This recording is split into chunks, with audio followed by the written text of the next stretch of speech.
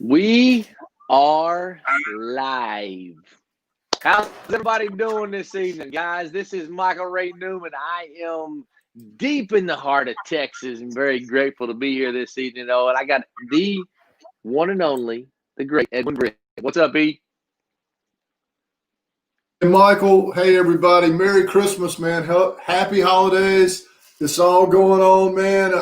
The time is clicking, and I hope everybody just takes time to lean in and relax and enjoy the spirit, man, of Christmas Eve. Hey, Michael, Christmas Eve is my favorite day and night of the year, man. I'm so fired up, and what a treat to be with you and everybody again tonight.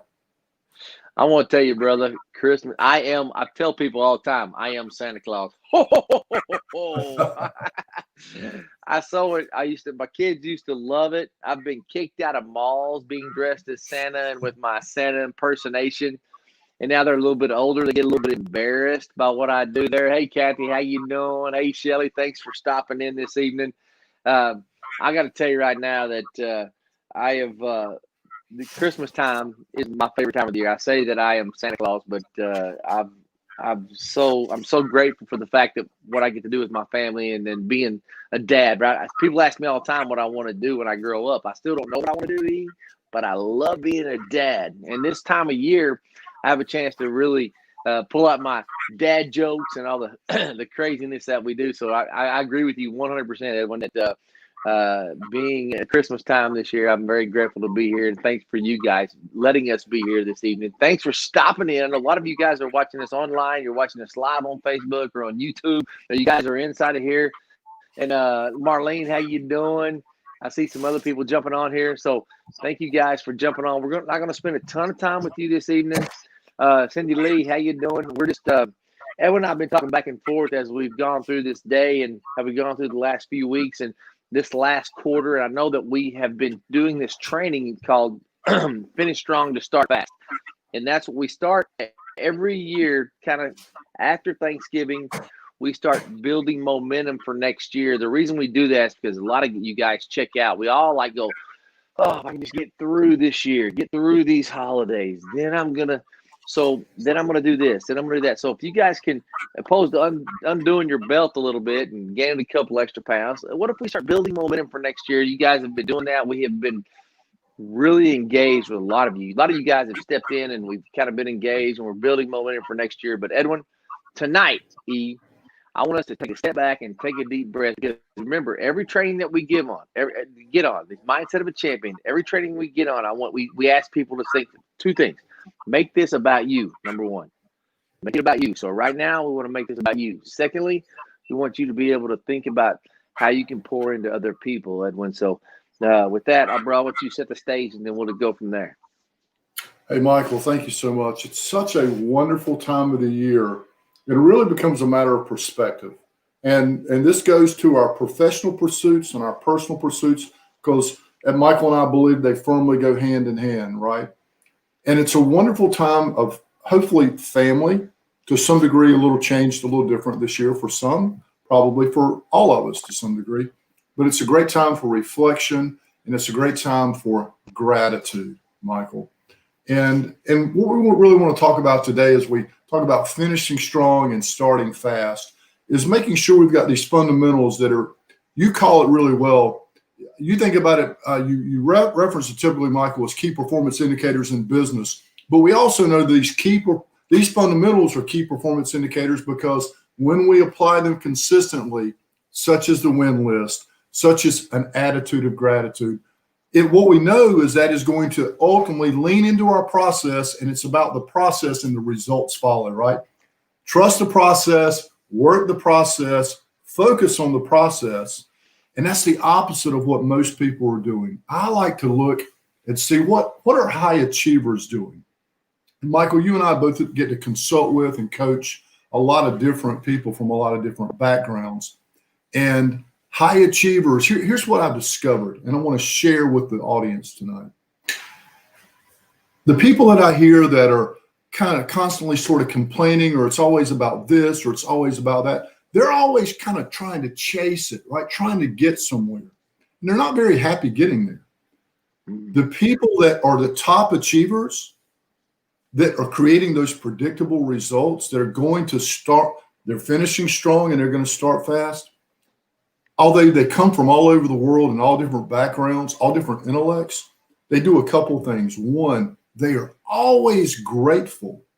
They have a gratitude list and they lean into their gratitude. So they don't complain, they flip it in reverse and they have a gratitude list. And that becomes the fuel for their positive energy, thus their results. And Michael, people have labeled this about you sometimes about making it look easy and luck, right? So I'll just kind of finish with this and hand it back. But I want our audience to really think about what I'm about to say and reflect on it. Jim Collins, a lot of people know, wrote the book Good to Great. Michael, I know you're a Jim Collins fan and you know that. Absolutely. He did a study about luck. Like we all think about people, some people are lucky, right? Oh, this person's just lucky. I don't know how they did that. But they're not. The reality is he studied 75 different companies and then he did a lot of other individuals. And what he discovered is people have about the same amount of good luck and bad luck. The difference is how do you convert and impact the good luck you have, right? We'll use Bill Gates as an example. Everybody on this call knows who Bill Gates is. But Bill Gates wasn't the only guy that grew up having access to computers at a certain time or being able to write a unique code called BASIC in 1975. You know, lots of people had access to that, but Bill Gates converted that in the right place in the right time. And, you know, the rest is history and what he's been able to achieve. So what we want to ask the audience to do today is, do you have a gratitude list?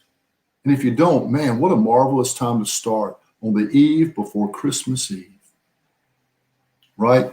Make a note of the things you're grateful for. Keep it in front of you, the people, the things, the places. See, that's so much different and better than complaining about the things you don't have or your current circumstances. Hey, I've been guilty of that even this week, Michael, right? None of us are immune to that. You know what flipped the switch for me? Was when I leaned back into my gratitude and the things that I was most grateful for. That becomes the fuel that we go out and it ignites our passion, reignites our passion, our purpose, and then our performance follows that. So that sounds like a lot, but really what I'm saying is, do you have a gratitude list? Have you written it down? Do you take daily action steps to show appreciation for that gratitude list? Last thing, Michael, I'll hand it back. The reason that's so important is what you send out is what you get back. When you send out gratitude, it's going to fuel that. And what it ultimately helps you do in your business is become more relational as opposed to transactional. And that we need more of in this world, Michael. Back to you, brother. Well, Edwin, that's a really I saw Shelly, I think, said that she has a gratitude book and she writes in it every day. How powerful would that be to actually really write in your book every day of gratitude? Because I'm with you, E. Holidays are here. A lot of excitement, a lot of reason to reflect and be positive. But here's the reality in some people's life. There is some negative things that happen. If family members are not here anymore, or there's some things that we wish we had accomplished, or relationships that we had not done. So I really, the last couple of days, have challenged myself to what are you really grateful for this year? I mean, I know that sounds so rudimentary or just kind of. So I said I want to come up with 10 things, and I really felt like me of all people, because I'm like. I'm a pretty positive person. So I was really struggling to come up with my 10. I said, I'm not sure if I could even do that when I was having my little self-talk and I was arguing with myself. So I started going through my gratitude list of what I was grateful for this year. And here's the bottom line. I love it what you said a while ago, Edwin. And I want you to go back to this too, if you can, about some people say, I'm luckier than others. You know what? I'll stand in front of a whole room and I'll say, you know what? I'm just that guy. You guys got lucky because I'm on your team, because I'm just lucky. I used to go in when I was playing football in 7th grade. I walked in and we had one. The seventh graders had not won a game in 2 years, and I walked in and they gave me the team and I was 5 foot, right? I was a little bit shorter than 5 foot, the smallest quarterback, and I got the starting position. I walked in the huddle and I said, "Boys, you guys are lucky because guess what? I'm a lucky guy. I'm your quarterback. You know we're going to win the game." And everybody started laughing at me and all having fun because I just said, you guys are lucky you're around me because we're going to win because I always win. The fact is, people started saying that about me. Man, Michael's always lucky. He always wins. But I'm going to tell you something right now. My brother and Bruce and I used to talk about it. And he goes, "I'm tired of getting this." And here's what Bruce said to me.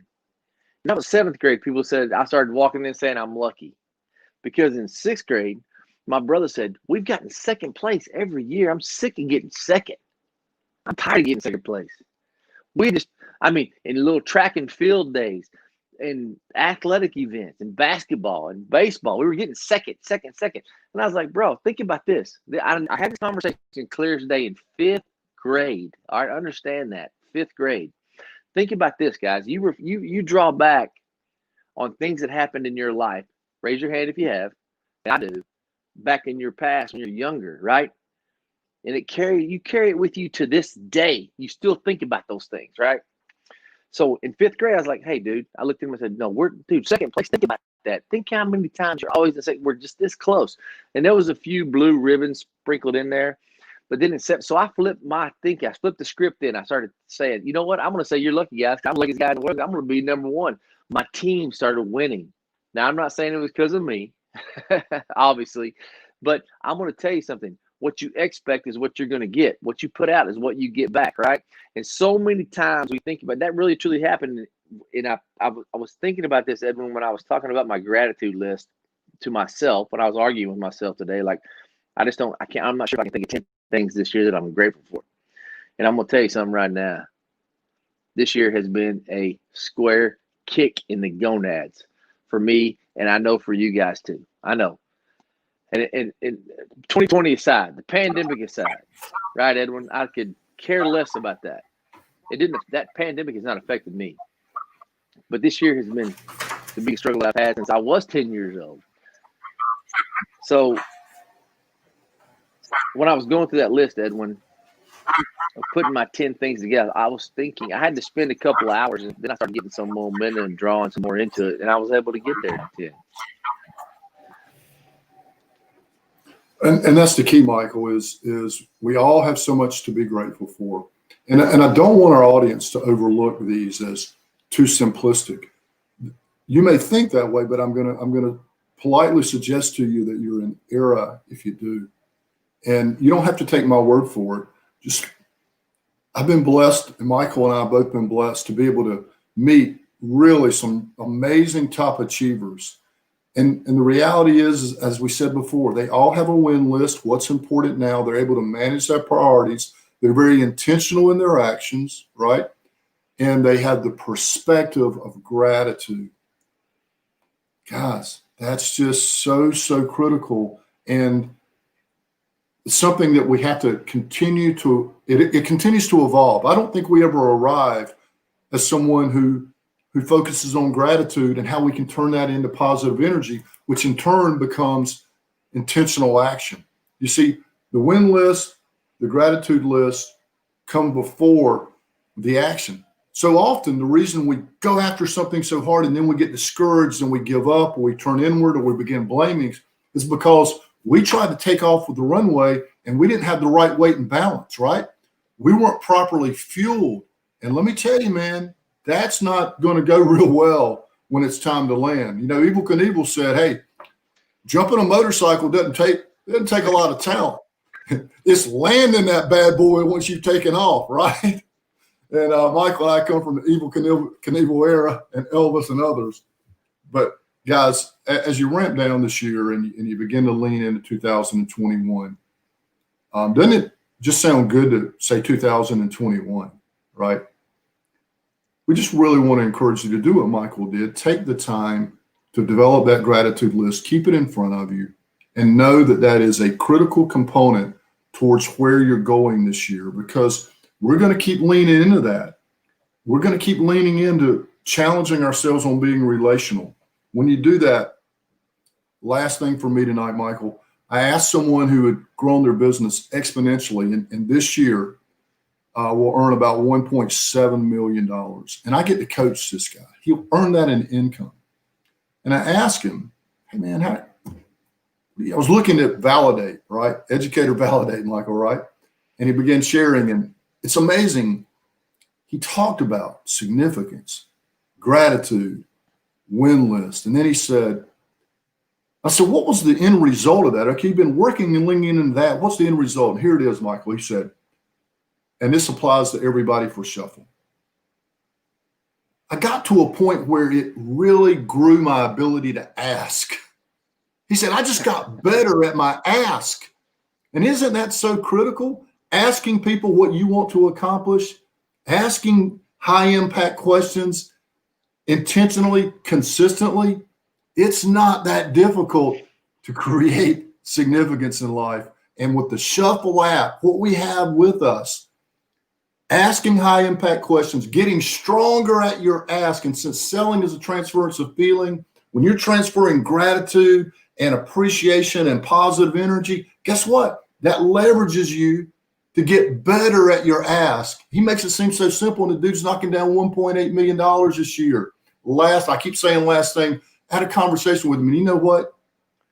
He probably had 58 other things going on. He made it sound and seem like effortlessly that I was the only person he had to talk to that day. There was no pressure. There was no tension. He was totally focused on me and my conversation. I hung up, I went, wow. That's what significance looks like. And that's what we want for our audience. And Michael and I are in constant pursuit of that. It's a journey. It's not a destination. That's for sure, Edwin. So powerful. Oh, think about this for 1 second. Let me just step back a little bit. I want to give you guys, I'm going to coach you up one thing tonight. What Edwin just said, a guy makes $1.7 million. And when Edwin was speaking to him, he made it feel like he was the only guy in the room. There's a lot of you guys that have this, you go, what do you got? What do you got? What do you got? You start listening to what do you got? You're listening to somebody and they feel like they're not as, important as they should be. Here's what you got to do right here. This right here, we all live by it, correct? When somebody comes and tugs on your shirt tail and asks you a question, and instead of saying, what do you got? Say, hang on. So what do you got? And then say, hold on, time out. Take your phone, plug it in, and set it down in front of them.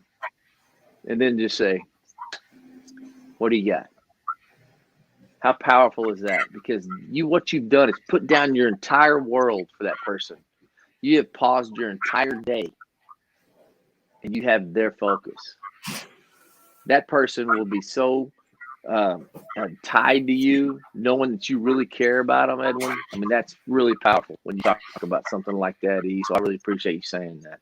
Well, my pleasure, Michael. And I guess I want to make sure everybody heard what I said there. He earns that kind of money. He's built that kind of business, and he has a coach. Okay? He has a coach. Yeah. Do you have a coach? And maybe you don't need to start with, do I have a win list and a gratitude list? Maybe you need to start with this. Am I transactional in my interactions, or am I relational? Yesterday was my daughter's 21st birthday, and we went to one of the nicest restaurants on Wrightsville Beach, and it was a beautiful sunset and a beautiful evening, and our family was there celebrating this once-in-a-lifetime dinner, right? They only turned 21 once, Michael, and you've already had 2 hit that number, so I know you know clearly how special that is. And we had a wonderful dinner and wonderful family interaction. But the reality is our waitress, well-intended, missed the mark in the entire process of her taking our order and bringing it in. When you go to nice restaurants, you're kind of paying for the service and you want to have really good food, but you want to have great service, right? She never made it relational.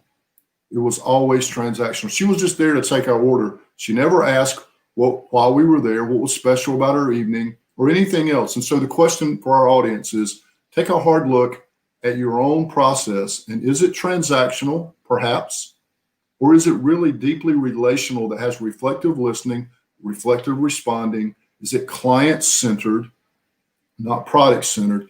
And if the answer to that is no, or you don't know, if you don't know, come to Michael and I. We'll help you evaluate that. If you know for sure, man, I am transactional, then you need to start putting the fuel in, like win list, gratitude list, ask high impact questions, and slowly but surely you'll find that your process will become more relational versus transactional. And by leaning into the process, the results will take care of themselves. That's a great point, E. And I want everybody to understand just the fact that you're on this call and can see this. That tells you that ER and Guy have poured into you. They've made a huge investment. The fact that they have mindset of a champion training that we've been able to do. E, you've been able to, you and I coach C-level executives all across the country. Right. I'm telling you, it's not cheap, but people pour into themselves. Those are the higher achievers. Those are the 1%ers that we have. I just want everyone here tonight to know how, and it's not about that mindset of a champion. It's not about becoming number one on the affiliate program that we're talking about. We're chasing. It's not about finish strong, start fast. This is about you tonight. And this is about, I hope that you guys will take the chance. Shelly says everyone wants someone really to listen to them. Be a tell me more kind of a leader, which means listen more than you talk. My granny always said, I said this before. Granny said, Michael Ray, when I was 10 years old, she goes, God gave you 2 ears and 1 mouth so you can listen twice as much as you talk. And I'm pretty much promise you, she said that not because I was listening, because I was always doing this when I was a kid. But when I learned how to listen and sit back and make it about other people and make people feel like they've been listened to, they're really more tied to me than ever. Guys, I want you to tell you right now that I don't care. Lou Holtz told me I was in the same room. We were talking in the Edwin. You know, so we were able to be a part of the Zig Ziglar documentary, and he said, "Don't tell people your problems because 80% of them don't care. 20% are glad you have them." Other than that's maybe true or not true. The fact is that go out tonight with a mentality of a good finder mentality, with someone that you want to be the best version of you can be, Edwin. That makes a huge difference. Absolutely, Michael. And man, what a great pleasure, as it always is, to be with you and for Guy and ER and all of our support people. And I see a lot of the comments here from a lot of great people from around the country. Thank you so much for joining us tonight. Hey, Michael, Merry Christmas, my brother. I love you very much and love your family. So grateful to be on this ride with you, my friend. Hey, brother, I love you too, brother. I love everybody here. Thank you so much for taking the time to drop by. Time tonight to drop by. We have Christmas coming tomorrow, Christmas Eve tomorrow. Whatever your traditions are, come cut. Let us know what's going on with it. I'm about to do wheel, skill, and refill for the next couple of days. We will be back next week. Although this is our last time that you're going to see us before Christmas. I know Guy and ER have got a lot of things ramping up. We'll be back for a discovery call Saturday morning. So if you guys have people that you want to help build your team, that discovery call has getting a lot of traction. We've been able to get a lot of people that have been able to just push their team towards us and let us do all the heavy lifting for you. That's been a lot of fun. I want to tell you something right now, guys. Here's what is needed think about this for 1 second. As you go into your family time, sometimes that can be a little bit crazy. There's always that crazy uncle, which I am. There's always that people that have those, they have the history that's not really comfortable. Somebody needs the best version of you. That's been going through my mind, Edwin, for the last 6 or 7 weeks, is people need my best version of me. I don't care how I feel inside. People don't care. I don't care how I feel inside or what I feel like. I want to fake it till I make it, and fake it till you make it. And when you taught me, it's not like fake it. It's an attitude, acting till you make it. So what I want you guys to do the next couple of days, just practice this through Christmas and see what happens. You give the best version of you can to someone. And if they snip at you, remember, they're not expecting your best version. They're expecting something else maybe that they've gotten in the past. So what I want you to do is give your best version of you to your entire family, your children, your spouse, your uncle, your aunt, your cousin, somebody who really needs it. Even though don't expect it back.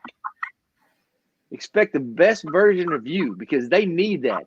I'm in a position in my life right now. My family needs the best version of me. The biggest shoulders I have, what I have, they're going to get the best version of me the next few days. So try to give yourself give them the best version of you. You know who needs the best version of you more than anybody else? You've heard me say this already. You know who needs the best version of you? Is you. I need it more than anybody else. So, and when I do that and I act opposed to how I feel, I start really feeling like that. I start really impacting people. And when you can make somebody else feel better, guess what? You're going to feel a lot better too. So, Edwin, everybody involved there, everybody that sees this, have a fantastic Christmas. I can't wait to see you till Saturday morning. Get some people on. Let's talk about some business, the ultimate side hustle. But tonight, make it about you. Make it about your family, and understand this. There's somebody out there that cares about you. And myself, Edwin, Mindset of a Champion, ER, Guy, LFI, Shuffle, the entire team that we have, we are sincerely grateful for you guys, and we appreciate you. And if there's anything we can do for you, just let us know. Play hard, have fun, and above all else, make it count, guys. Make it count. Be nice. Thanks, E. 2021, Thanks, here we Michael. come, brother. I appreciate All you. right, brother. Everybody else See have you a Saturday fantastic too, man. week. Bye-bye.